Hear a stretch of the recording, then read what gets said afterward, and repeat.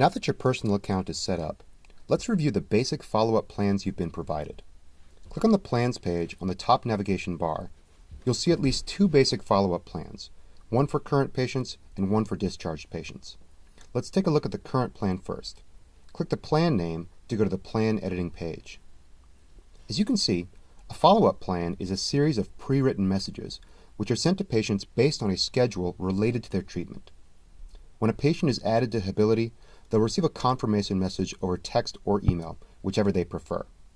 If a patient opts into two-way communication, they'll automatically begin receiving follow-up messages based on their follow-up plan.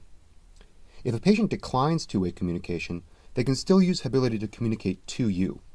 You'll receive a notification of any message they send and be able to respond to that patient over the phone and document your communication with them directly in Hability. Your patients can always opt in or opt out of two-way communication at a later date. For HIPAA compliance purposes, these opt-in messages can't be edited, but virtually all other elements of a given follow-up plan are completely customizable. To start customizing your follow-up plans, click a message you want to edit. The first thing you'll notice are the message customization keywords. These pieces of code automatically personalize messages to individual patients. Under the message box, you can see the list of available keywords and the exact way they need to be written to work properly.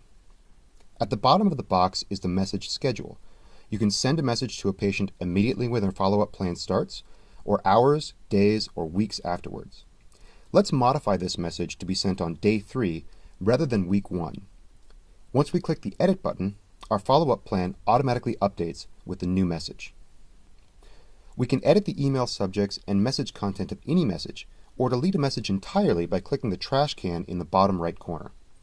We can also add a new message by clicking the button in the upper right and entering the necessary information. Let's create a new 2-month check-in message. I'll write an email subject line for patients receiving this as an email, and write a message that will be used for both email and text follow-up. I can add a customization keyword by typing it in directly or copying it from the keyword list. Hability automatically spell checks your messages for you as well. Once I schedule my message, it's automatically added to my follow-up plan.